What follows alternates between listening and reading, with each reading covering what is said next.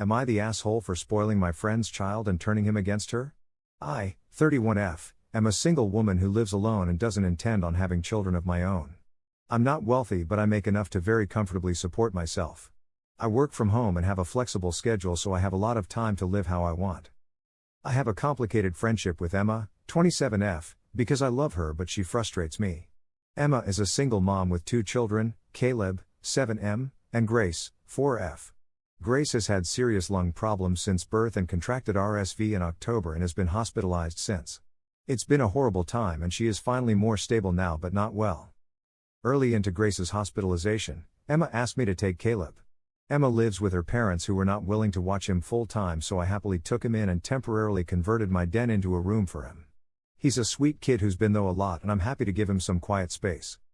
I've never taken care of a child long term before and my life was not set up for kids, but he has adjusted well. I love cooking and collecting special ingredients to use and try new recipes, and Caleb just rolled with it. I grow microgreens at home and he's loved watching the process and incorporating them into his food. He hasn't liked everything, but he's always willing to try. I like pour painting and we've been having craft nights where he gets to experiment with his own canvases, which he's enjoyed. We also take trips to museums and shows. I've kept up my regular life and luckily, he was thrilled to come along. I would have struggled to come up with a more kid-specific lifestyle. Emma usually only calls weekly and sees him maybe once or twice a month, which bothers me, but the Grace situation must be draining, so I try not to hold against her, but it does mean that Emma really has no idea what we do day to day. Yesterday was Christmas and he was going home to visit his mom. I sent him with his gifts, shoes and books, plus gifts for his mom and sister. His grandma dropped him off last night and didn't really say much to me, which was weird. Caleb looked sad and didn't want to talk about it, so I let it be and we watched a movie before bed. Late that night, I got a call from Emma crying at me for ruining her relationship with her son. I guess it didn't go super well and she feels that Caleb is now spoiled because of me and that what she can provide is no longer good enough for him. He wants to make kimchi with her. He wants to get a cat. He didn't want the mac and cheese his mom made for him. When Emma gave him a new coloring book, he told her about the paintings instead and asked her to get the supplies so they could do it together when he went back home. He asked why she never takes him to museums. I was so thrown off by the screaming that I yelled back and told her I wasn't going to downgrade my life to suit her expectations, and she hung up on me. I feel guilty now. I really hadn't considered how I could be affecting Caleb's tastes long term, but I think she should have thought about that herself. She knows how I live. Update. This isn't the happiest update, but not the worst either. It's also incomplete, but enough people asked me for an update that I felt I owed it to you guys. Emma has disappeared. I have not heard from her since the phone call and she stopped showing up to hospital around the first week of January. Grace has been released from the hospital into the care of Emma's parents. She is still very weak and lethargic, but she's recovering as well as she can. I bring Caleb to his grandparents to see her several times a week and it's just so wonderful to see how happy they are to see each other. I can barely hold in the tears. This has been so difficult for both of them and I love that they have each other. There's been a never-ending series of meetings, visits and phone calls with CPS, boards and family lawyers these past 2 weeks, which has been a lot.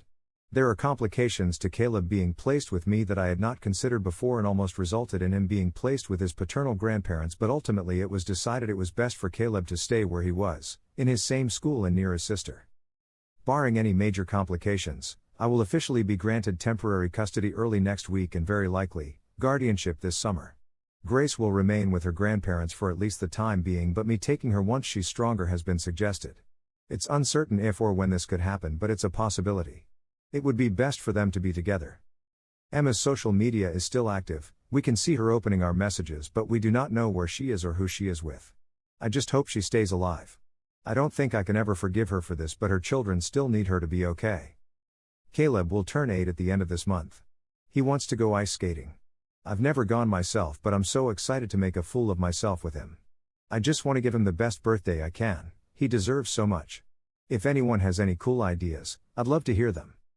It's not a happy ending, it's not an ending at all, but I don't see myself returning here, so it's the best ending I have for you. I'm sorry for how disjointed my thoughts are, there's just so much in my head these days. Am I the asshole for refusing to get a job and pay rent at my parents' house? I had my 18th birthday 3 days ago. On the day after my birthday, my stepdad told me he wants me to start paying rent to live in his house. My stepdad is quite Christian and conservative. I don't accept to live rent-free forever, but I know my stepdad is coming from a spiteful place. He and my mum have 2 kids in 9 years of marriage. I'm not his own, and it's clear I'm a reminder that his wife was a non-virgin divorced woman before him, so of course I'm being treated like a guest, and my mum is allowing it because she thinks the sun shines out of his ass. He doesn't need my money to pay rent, plus I don't have much and he wants £100 per month. We still have lots of time for this, but I bet his own kids won't be paying rent while they're in school. My A-level exams, UK school system, start mid-April and last up to July. I'm doing STEM subjects and I'm hoping to fulfill my offer for a medicine course at a good university. I'm aiming for AAAA, which will take a lot of studying, and if I have to get a job it will be difficult to maintain that level of studying that I need to do. I'm literally moving out in September. If the university finances differ in the USA and this platform is predominantly American, so in the UK uni is funded by loans, and these loans cover everything and are 100% my responsibility, and my parents won't be financing anything. So it honestly just feels vindictive, and it's not like I'm unproductive. I'm trying to save the money I had left from my last job for when I move out too, and paying my stepdad £800 when he doesn't need it feels spiteful and like he's punishing me and making my life harder for being born. Basically my aunt, mum's sister, who isn't fond of him, said he's being ridiculous and told me to come live with her. Her house is an hour away but my school is in the middle, 30 minutes each way if that makes sense. She said she has a guest room free so I can save my money for uni. This benefits me most, so I took her up on the offer. My mother keeps crying that I'm leaving already, so my stepdad is annoyed. We got into an argument where he said he's just treating me like a tenant to prepare me for the real world, so I said, do tenants not have the right to leave? Which annoyed him further. My stepdad says I'm hurting my mother and taking resources from my aunt because I'm too entitled to pay rent. This is just what's best for me. I said I'd visit. Am I the asshole? Am I the asshole for losing my shit over a nice dinner reservation? Please be kind, because I'm sort of fuming but also trying to calm myself by typing this out for internet strangers. Okay, so, long story short, my boyfriend and I live in a major city with a restaurant that has 3 Michelin stars. It's so outside our price range that we've only ever talked about it in fantastical terms, kind of like the way you'd talk about what you'd do if you were Marie Antoinette at Palais Versailles. Well, lo and behold, as part of my annual bonus, my firm, which is quite small and intimate, they market themselves as a boutique specializing in their service expertise, knew I was a big foodie and somehow managed to get me not only reservations to this amazing restaurant but also gave me a $500 gift card to accompany it. Naturally, I lost my shit. This was the coolest gift ever, even if I would have preferred a more generous cash bonus and/or raise, but I also knew I did not have the necessary clout to get a reservation at this particular restaurant, let alone one in the first half of 2023. So anyway, the story goes that I obviously intended to bring my boyfriend. However, he's not a big foodie, and never has been. One of my girlfriends knew this, and not so subtly implied that I should take her in his stead. I asked my boyfriend about this, and him, being the sweet, empathetic boy that he is, was more than willing to give up his seat in lieu of my friend, who arguably is the much bigger foodie than either of us and would have probably appreciated the experience more than my boyfriend or I. Yet, I felt super uncomfortable with this and told my friend I would prefer going with my boyfriend to the date. This is a decision that I now regret and which prompted me to write to internet strangers, because she has since accused me of being naive, ignorant, wasteful, because such a dining experience should not be wasted on those who would not have understood the difference like she would have, and most hurtful of all, a bad friend.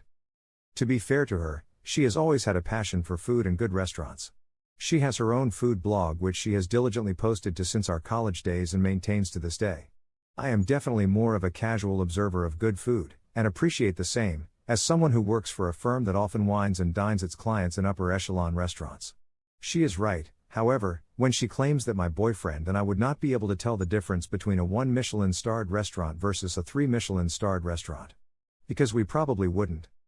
Anyway, I ended up just letting her have the reservation slot, and I kept the $500 gift card to potentially use myself or give to someone else with a reservation there, but my boyfriend has kept voicing his disappointment that I'm an idiot and a doormat. Moreover, I feel bad that I promised him a fancy dinner at this 3 Michelin-starred restaurant and then rescinded the offer to give to someone else. So, please. Am I the asshole?